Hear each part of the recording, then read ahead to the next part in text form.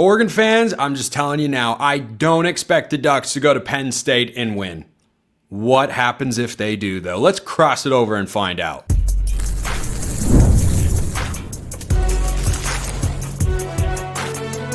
You are Locked On College Crossover, part of the Locked On Podcast Network. Your team every day. First, this episode brought to you by Monarch Money. Take control of your finances with Monarch Money. Use code LOCKEDONCollege at monarchmoney.com for 50%, that's half, off your first year. Yes, it is that time once again for a crossover edition of Locked On Ducks. I'm Spencer McLaughlin, and Locked On Nittany Lions, that is Zach Seyko. Thank you so much for making this your first listen or your first view every day, part of the Locked On Podcast Network, your team every day and your number one source to stay up to date with each of these respective teams who square off in Penn State, of course, in Happy Valley on September 27th. What a game. It will be one of the biggest games really in all of college football this season. How is each team going to be able to handle that? What's the quarterback debate look like? Who's got the better coach? We'll talk about it all today. So, Oregon's win total, Seyko, like Penn State's, last I had checked, is tied for the highest in all of college football at 10.5. And for Oregon, if the Ducks win this game, my perception of the 2025 Oregon football team will undergo a radical shift, because this is the game. I predicted them to go 12-0 last year. I was correct on that front. Saw the Big Ten championship matchup with Penn State. I thought they'd win, and they did. This game, though, just favors Penn State in so many ways. I do not expect, I think it's possible Oregon wins. I don't think Penn State's going to be a 10, 12, 15-point favorite here. I'd be surprised if it is anything less than Penn State minus 4.5. I did not think we were going to go into this conversation agreeing on a lot of things here, because well, that's boring. I know, but let me get Oregon fans fired up anyway, because I do think this is, at least at this time, we were talking so early in the offseason, so a lot could change.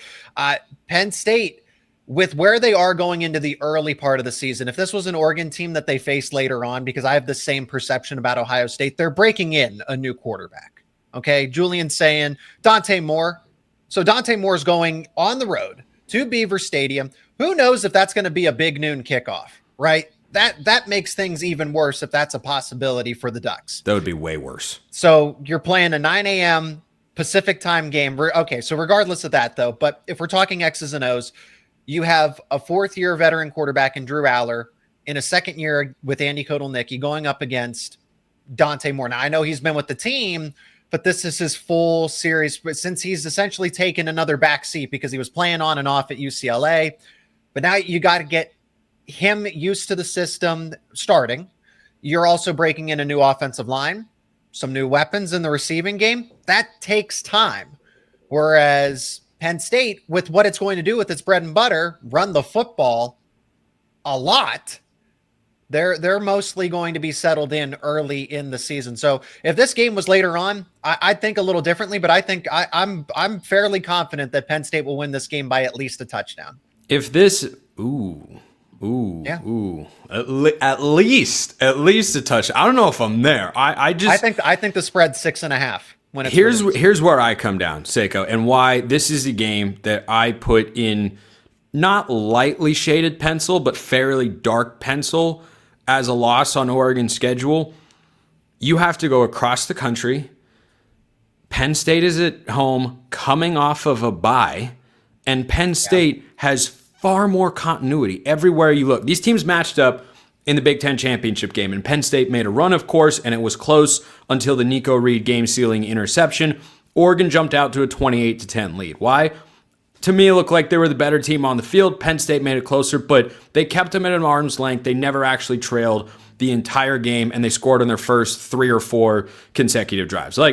That was a well-played game for Oregon offensively. I don't know how you can anticipate or expect, if you're an Oregon fan, on the road in the 5th game of the Dante Moore era and the biggest road test by far. They only will have left Autzen Stadium once at this point in time. They will have gone to play Northwestern. That's not a major challenge or anything like that. Yeah, Oregon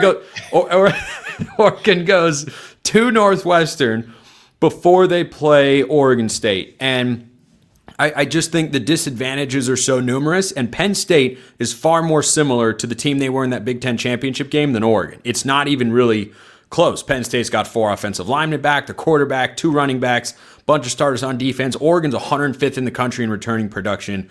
I think winning this game would be monumental for Dan Lanning and company, because on paper, I think all the pressure is squarely on the shoulders of Penn State and James Franklin here, Zach. The pressure, yeah, if you're looking at from the James Franklin can't win big games approach, because this would be huge for Who's ever said that before? Come on now. I've never heard it. Never heard it? No, this is the first time? Oh. So, pressure, it depends, because, I mean, Oregon and Penn State are chasing after the same thing. They're going after a Big Ten title. So all of the circumstances aside, the goals are still similar. Oregon views itself as a Big Ten national title contending team. So does Penn State, but I think Penn State's in a better spot to start the season and throughout as well. I think Penn State's at least positioned to be more of a title contender than Oregon overall. With that being said, so if you want to say there is some pressure because Penn State just can't buck that trend, James Franklin loses every big game that he's in, so be it. But I think every team is a new team. When you compare it, Ohio State was just better. Michigan was just better. Oregon was just better. That's the fact of the matter, is that Penn State was losing these games when they were projected as an underdog. It has nothing to do with the fact that, Penn State just absolutely crumbles in prime time. No, it has to do with the fact that those opponents in that moment, Ohio State won a national championship. Michigan won a national championship.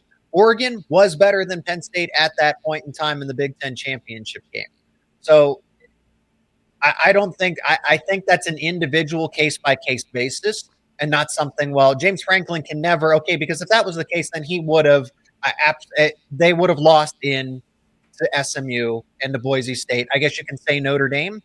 That one's a toss-up, but it was close.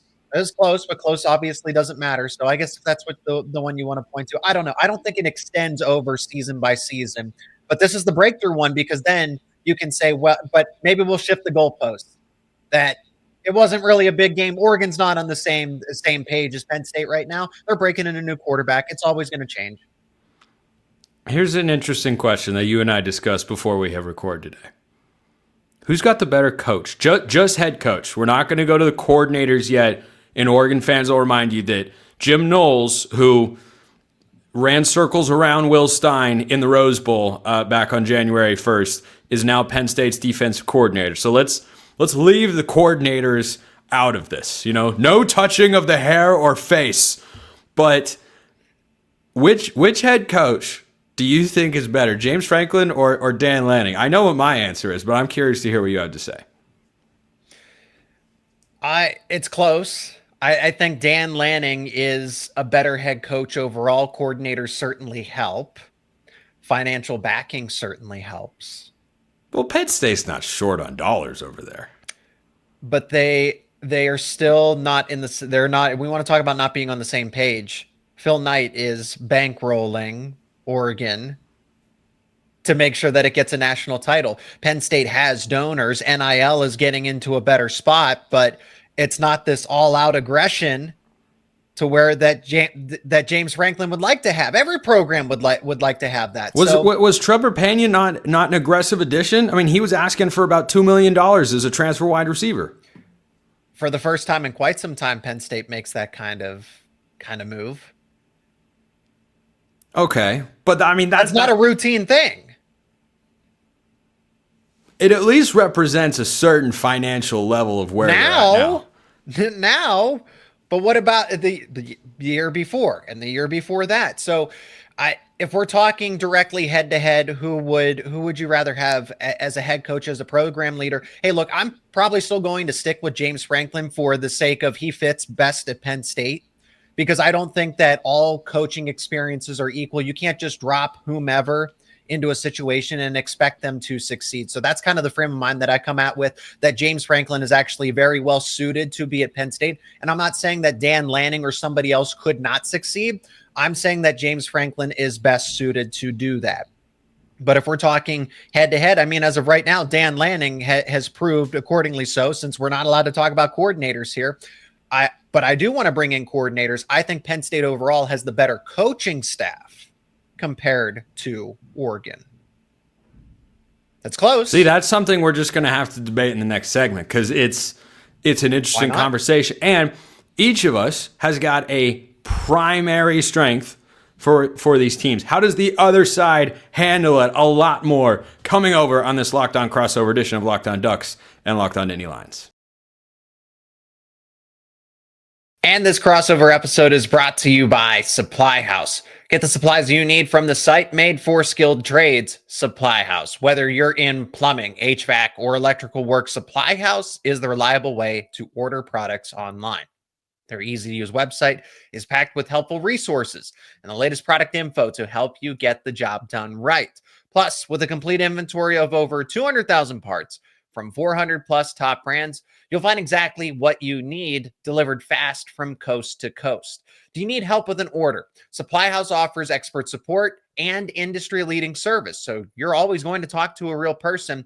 And for the trade pros looking for an extra edge, their free Trademaster program offers exclusive perks like a dedicated phone line, free shipping, and discounts on every order. Thousands of skilled professionals are already taking advantage, and now it is your turn. Join the Trademaster program today at supplyhouse.com/TM and start ordering plumbing, HVAC, and electrical supplies with just a few clicks. Plus, use promo code SH5. That is SH5 for 5% off your first order. That is supplyhouse.com. All right, Seyko, let's start with the coordinator discussion that we were having earlier. I think I agree with you as much as I like Oregon's coordinators. Like You're want no to fun, man. Yeah, I'm boring. Me and my honesty. I was ready to go back and forth and debate, which Homer is more correct. Yeah, I mean, here's so nuanced with Well, so I'm also thinking about it from an opposite coordinator standpoint, where, not Will Stein against Andy Kotelnicki. I think that is closer to a wash. I really do. That is. That's they're both top 5 in college football, 100%. Objectively. Yeah, no, 100%. No one has produced back-to-back Heisman Trophy finalist quarterbacks except Will Stein. That's never been done in Oregon history. That hasn't been done in college football in the last couple of years outside of the Ducks. Like, there's certainly any coordinator is going to have his critics amongst the fan base. I've never been a Will Stein hater, if you will. I have always been. I don't know how you could. It's the same thing when people try to dunk on Andy Kotelnicki. Yeah, it's first world problems. That's what it comes down to. I think for both of these programs. Yeah, top 10 program problems is, wow, 34 points a game. What is that like? I don't know. If you did that at Iowa, you might get a lifetime extension. And Iowa's a solid program. But I'm thinking about this in the coordinator versus the coordinator he's going up against. So Will Stein, this is another reason that I look at this game, Zach, and I just struggle to get behind. I feel like Oregon should win. Can they? Yeah, but they'd have to play such a good brand of football for a team that's going to have a bunch of newcomers. But I know Will Stein has gotten better from year 1 to year 2. I'm sure he'll get better from year 2 to year 3. But it was this calendar year that now Penn State's defensive coordinator just, let's call it how we see it. He clowned him. He clowned. Like, first time around, advantage Stein. Second time around, once you're making adjustments, that was big time Jim Knowles. And Knowles beat Stein in the Rose Bowl more than Stein beat Knowles in the matchup at Autzen Stadium. So that's the big one for me. And then Kotelnicki, I think, is really good and can be a head coach. And I think Tosh Lupoy is someone who's made Oregon's defense better and better over the last couple of years. But I also watched them go at it. And that was, again, advantage Kotelnicki in the matchup that we saw in the Big Ten title game. Yeah, so we did. I mean, we got to see it on full display. I guess what Oregon has going for it, we talk about the changes with quarterback and new weapons and trying to build some chemistry. I guess you can say the same thing for Penn State, is that Jim Knowles is coming in as a first-year defensive coordinator, so Penn State has to make a defensive adjustment, but it's not an overhaul. I don't want to speak for everybody, But there are plenty of vocal Ohio State fans that have said, well, have fun trying to get used to Jim Knowles' defense. It'll take a 2-3, you're lucky if it's 2 years, and then it'll be that third year is when it turns the corner. Penn State's already been making adjustments to Jim Knowles' defense. There's some wrinkles and stuff that they need to ultimately add in, and, communication, verbiage, that kind of thing. But it's not like Tom Allen was there and had this 5-6 year defensive blueprint that they followed along. Penn State's actually been transitioning to a 4-2-5 defense from Manny Diaz into Tom Allen's system. Tom Allen's system was a 4-2-5. So you're just getting Jim Knowles's iteration of a 4-2-5. So this lag period, maybe you'll see it show up in week 4 for Penn State, game 4 for Penn State, against a very quality Oregon team. But to say that it's this overhaul and that there's no chance that the system's going to settle in is wrong. Penn State will adapt to it sooner rather than later. But how soon can they do it? And will they have that many those problems where they step on their own toes against a team that will make you pay regardless who's a quarterback and what players you're trying to build chemistry with? Yeah, I'll take Oregon's head coach because I like Dan Lanning a lot, and I like that the staff has a lot of continuity. Yeah, he's pretty good. It turns out he's like 36-5, something in that ballpark as Oregon's head coach. That's pretty good for your first 3 years, no matter which program you're taking over. But I want to go back to on the field here, Seyko, or get to an on the field question. I'll throw at you what I think Oregon's greatest strength is going to be, and you tell me how capable you think Penn State is of responding to it or neutralizing it in a sense, and then you do the same with me. Sure. I think Oregon's defensive line is freaking awesome. I think they are perfect. Not as good as last year, but man, I think they can be really close. Matayo Uiagalelei is going to be a first-round pick, probably top 10 in the 2026 NFL draft. Tatum Tuioti has just been rock solid over the last couple of years. Bear Alexander looks like the best version of himself coming over from USC. Oh yeah. The one time Penn State, wasn't there the photo of him on the visit to Penn State and he put his arm in the air and he had the Georgia tattoo in the photo? Like that was just peak college football. But I'm bullish on Amari Washington. The depth behind with blue chip guys like former 5-star Elijah Rushing, who looked great in the spring game. Blake Purchase looked really good. Like, I think the depth is just crazy for this defensive line. So that's the unit I have the biggest expectation for. It's a strength on strength. You just got done talking about my side of things where Penn State's offensive line returns 4 of its starters, probably some of the best depth in college football. And I've gone on the record conservatively. I think this is the top 3 best offensive line in college football, with a case to be number 1 overall and there be a clear gap. They have it's not just 2 deep, it's 3 deep, and it's guys that would be starting at other places happen to be a backup at Penn State. There's going to be so much turnover after this season, which is why they're staying, because they're waiting their turn. There might be probably four new offensive starters on the O-line going into 26, but that doesn't matter. So it is a strength on strength. And Penn State, that was actually a matchup you and I talked about in the Big Ten championship, that, hey, Oregon's D-line is going to get after Drew Allar, and they won their respective battles, but it wasn't this dominant. Did they? Didn't really seem that way. I think they sacked him once, and the Nittany Lions ran all over the Ducks. I'm saying, well, that you beat me to my point, is that Oregon won some of its respective matchups here and there, but it wasn't the way we saw it going. That's when Penn State's offensive line actually had its breakout moment, was the Oregon Big Ten championship game. They had put it all together. They were in sync for the most part. Like I said, they lost a couple matchups here and there. Drew Allar was under pressure and just made some superhero type of plays to offset it. I mean, someone was pulling on his jersey and he threw a touchdown late in the game to kind of get it closer. I think of those moments, but yeah, they ran all over them with 2 NFL caliber running backs, and you have that all back. So that wasn't even their peak moment. That's when they started to figure it out. And, that group is now better, more in sync. The chemistry's built. Everybody's just going to improve. So you talk about, hey, they have some change, because I think Derek Harmon's not there anymore. Nope. And he's a Pittsburgh Steeler. Yes. And other another defensive tackle, if I'm not mistaken. Jordan Birch is not there, and Jamari Caldwell is not there. Birch is with the Cardinals. Caldwell's with the Chargers. Those guys were all taken in the first 3 rounds. Birch, I think, was in the 3rd. Caldwell was in the 3rd, and Harmon was in the 1st.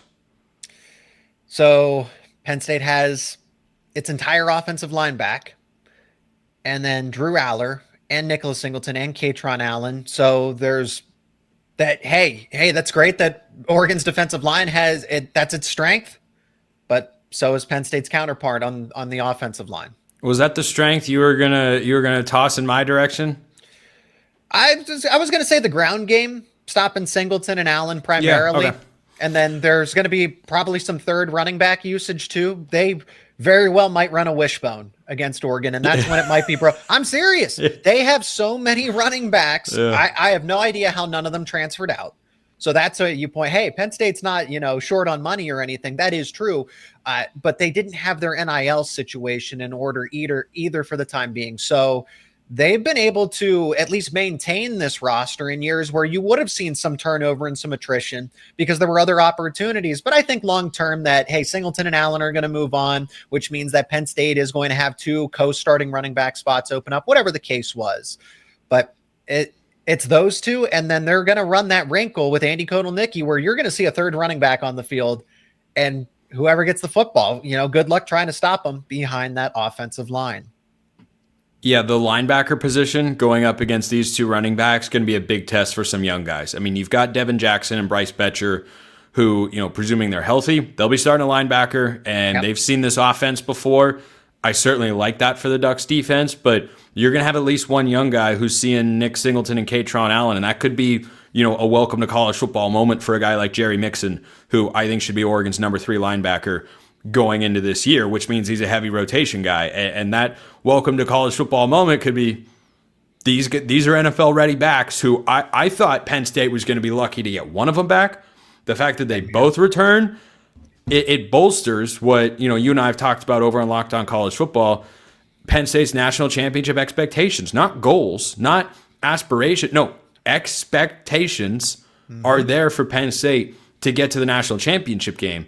I will feel that way about Oregon more, I think, in 2026, depending on what happens in the offseason, than I do in 25. Certainly, though, I do expect Oregon to be a playoff team. They're working in a new quarterback. Penn State is not, of course. How does that matchup play out? Who are those guys even throwing to? We'll wrap up this crossover talking about that. First, this episode brought to you by Monarch Money. Ever check your bank account and wonder, where did all my money go between dining out, online shopping, and entertainment? It's easy to lose track. That's where Monarch Money comes in. Your personal CFO, giving you full visibility and control over your finances. Monarch Money isn't just a budgeting app. It's a complete financial command center. You can track all your accounts, investments, and spending in one place. So you stop just managing your money and you start building wealth. All-in-one convenience is what they're all about. Instead of juggling multiple apps, you can use Monarch to check your finances, track spending, and even plan long-term goals. Take control of your finances with Monarch Money. Use code LOCKEDONCollege at monarchmoney.com for 50%, that's half, off your first year. That's monarchmoney.com, code LOCKEDONCollege for half off your first year. Check them out at monarchmoney.com. All right, let's talk quarterbacks in this matchup, Seyko. A tale of 2 different guys and 2 very different careers. Now, both were 5 stars coming out of high school, and Allar has, in the way too early mock drafts, been a top 10 projected pick in 2026. And by the way, I saw one mock that had him going to the Browns, and I thought, boy, that's a place I don't want that guy to go. I don't want anybody. I mean, he's from Ohio. I think he was a Browns fan growing up. It'd be a dream That's unfortunate. Come true for him. That's unfortunate. Feel bad for him. It's a horrible organization. I mean, like, I root for some bad ones. Not Oregon, of course, because they're well run and committed. But, like, I root for the Mariners. I root for the Blazers. Like, they're not very well run at all. The Browns are worse. They are worse. I hate that Dylan Gabriel went there. Absolutely hate it for him. And now he's caught in the Shedeur Sanders web. And it's the one spot I don't want any Oregon player to go in the NFL. So anyway, bringing this back to the game on September 27th, Drew Allar has started, I don't even know how many games at this point. Dante Moore started, I think it was 3 or 4 at UCLA. It was less than half a season that he was the starting quarterback that rolled out there for snap one. He hasn't officially been named at the time of recording of this show, Zach, but that's the expectation, is that he'll be the starter. And again, I can just keep coming up with reasons and why I land on, I'm not going to expect Oregon to win this game. I'll be excited if they do, but I'm not going to expect it. I've got a veteran quarterback on the other side, and this is going to be the biggest game of Dante Moore's career. It's all those factors combined. I mean, Drew Allar is a good quarterback, no matter what people want to say. He now has the weapons to be even better. Oh, well, he had Tyler Warren last season. Then why did people spend every single big game dunking on the wide receivers? Now they have that pretty squared away. Kyron Hudson, Devontae Ross. Oh, well, he's just some former Troy receiver, former group of five guy. I think he'll be the best out of the three of them. And then they got Trevor Pena from Syracuse. Hi, Teacher, could I raise a point? Sure. Oregon fans are not going to dunk on former Troy receivers. That's not a thing that will happen in the chat. Like, I get where you're coming from with the, people might think, he's just coming from Troy. Yes, casuals. Yes, that is the exact correct word. I'm not talking about Oregon fans, unless there's Oregon fans that are casuals. No, every fan base has got them, of course. I know that.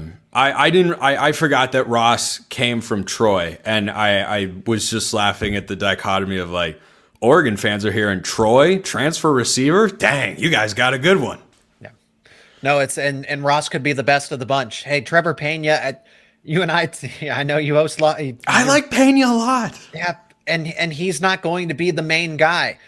Ross gives Penn State so much versatility because of his speed and just how much he's become a better football player. Because I came in when I saw Devontae Ross, had a casual impression that, okay, he is Amari Evans's replacement. Evans went to Washington, so that somewhat impacts Oregon, I suppose.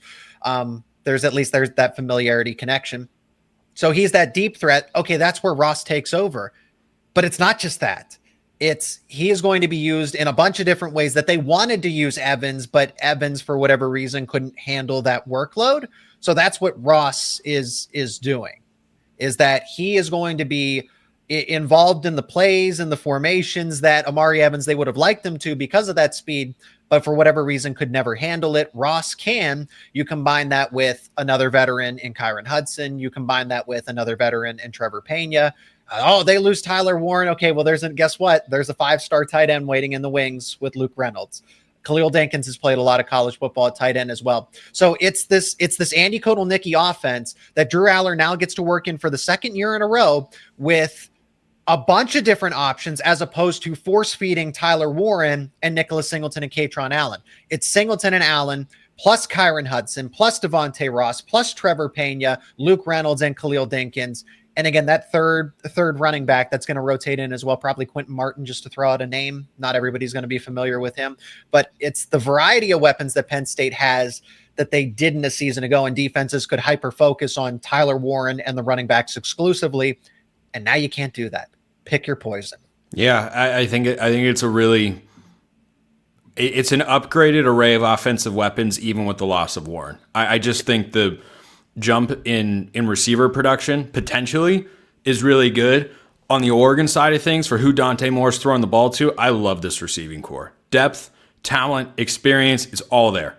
It is all there across the board. I don't know exactly how the rotations are going to work, but you've got Decorian Moore coming into the fold. You've got Evan Stewart back. Didn't see him in the spring game. I think he's still working his way back from an injury. Malik Benson's an experienced guy who can be really explosive. Justice Lowe is really solid. Gary Bryant Jr. is a veteran. Like, I can keep going. Dylan Gresham was one of the biggest standouts of Oregon's spring game, and he wasn't expected to do anything this year, at least in my view. And I think the depth of wide receiver for Oregon is crazy good. So I think both quarterbacks are really well supported.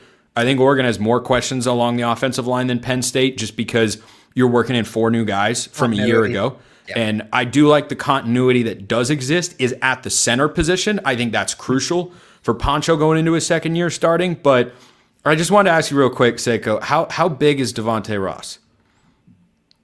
How, like his actual tangible size? Yeah. Like how big is he? 5'10", because I just explained the impact, but I'll do it again. 5'10", and he's put on weight, so I think 180, 185. Okay, so slightly bigger, but not that much bigger. Let it be known, Penn State has the new Tez Johnson in college football. The undersized, fast transfer from Troy. That could be a guy. Tez, of course, went crazy in the Big Ten championship game, was the offensive MVP. Where does Oregon replace that production? It could be Decorian Moore. It could be Justice Lowe. It could be Gary Bryant Jr. It could be a combination of the three. So it'll be a huge game. Pressure, I think, is on Penn State. I expect them to win. I would so love to be wrong. And if Oregon wins this game, I will force Seyko to do a post-game crossover show with me, just so we can talk about how wrong I truly was. That's a tar and duck feather type of thing if that happens. Yeah. Zach Seyko, Locked On Nittany Lions. I'm Spencer McLaughlin, Locked On Ducks. Hope you enjoyed this edition of a Locked On College crossover. We appreciate everyone listening. See you next time. Until then, hope you have a wonderful rest of your day.